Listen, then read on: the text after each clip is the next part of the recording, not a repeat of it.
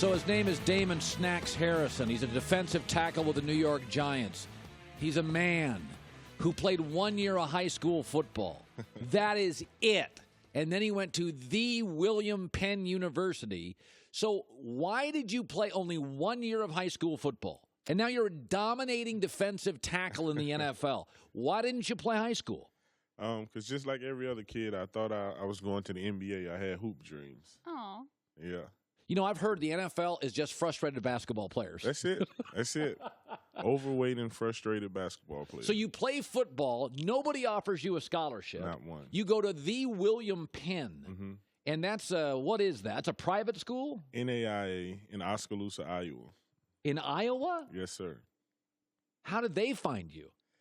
Stephen Miller. I sent out a couple emails to some coaches asking for an opportunity to play, to prove myself. And Stephen Miller from Northwest Mississippi Community College, he replied back. So I ended up signing a scholarship to go there.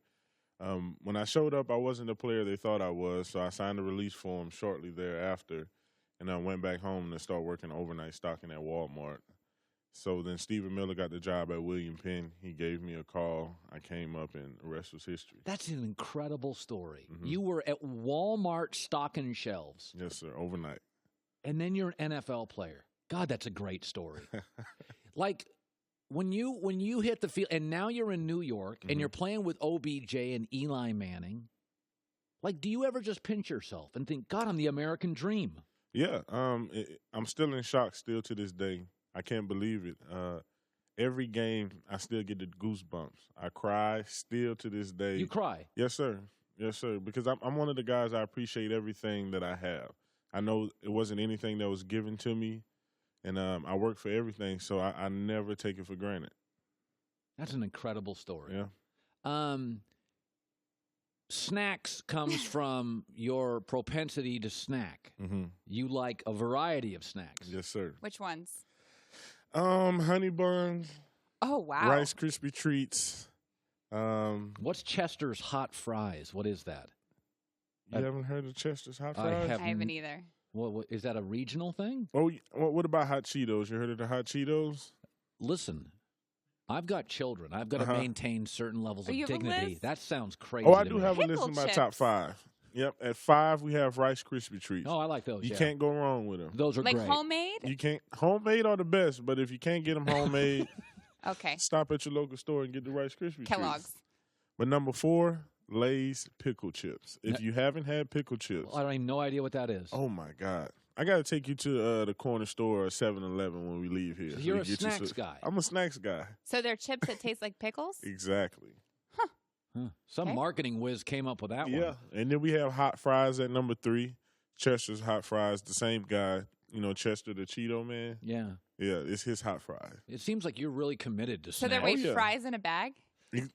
They're shaped like fries, Uh-huh. so that's the name, the hot fries, instead of just like the regular chips. Okay, I got to get into 2 questions. You have to be totally honest with me. Okay. Okay, let's go controversial. Okay. Because I'm very controversial. I embrace controversy. Number 1, it's nothing against Ben McAdoo. He just looked like he was over his head. Some guys on the sidelines look like coordinators.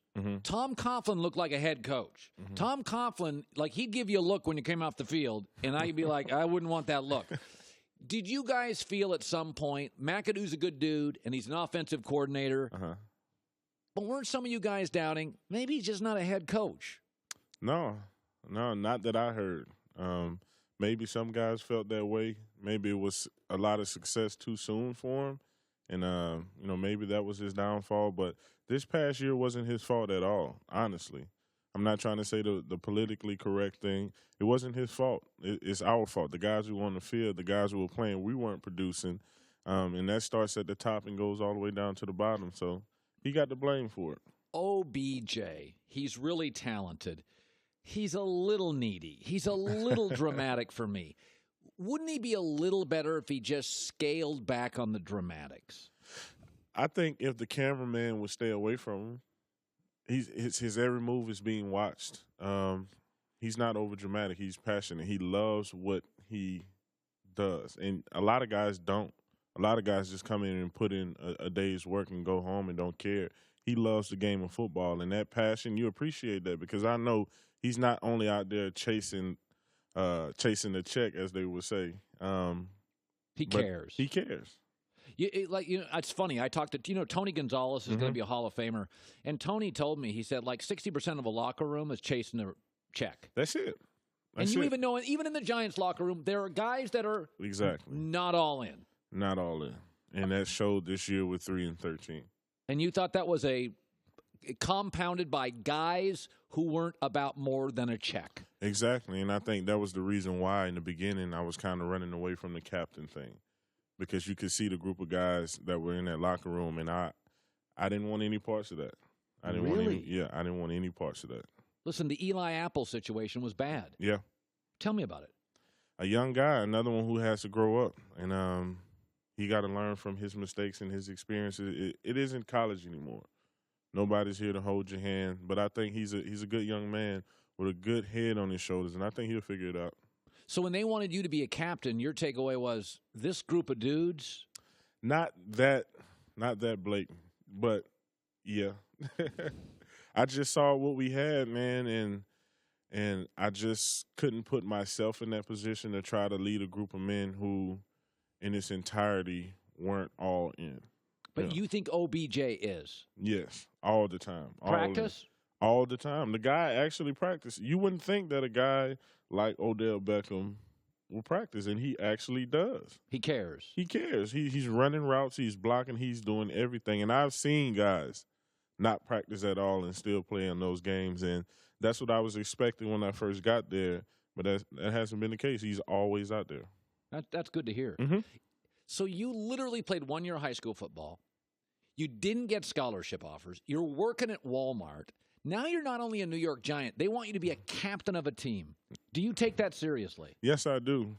So when Coach McAdoo and the defensive coordinator, Spaz, came up to me, and was that a crying moment for you? It was, because I had to look deep down inside myself, and it's a way of me hiding from some things and running from some things, as well as not wanting to be the guy in the spotlight. Because if you're the captain, man, you got to talk to the referees, and the referees are some great guys, but sometimes they make some bad calls. That's an amazing story. I love the fact that one of the toughest dudes in the NFL can acknowledge sometimes you get emotional, man. You just Oh yeah. I like that. You ever go get therapy? I have done that a lot. No. You see, I'm not a big talk about my problems guy. I talk about it with my wife. She's seen me cry a lot. But the problem is you don't ever want to see me cry. If you're not my wife, you don't want to see me cry. Are you an ugly crier? No, not an ugly crier. I'm an angry guy when I cry. Oh, you're angry? Oh, yeah. I think that's fascinating. So it's like tears of rage? Yeah. Tears of rage? You know that kid in the park who used to get into the fights, and when he starts crying, everybody just runs.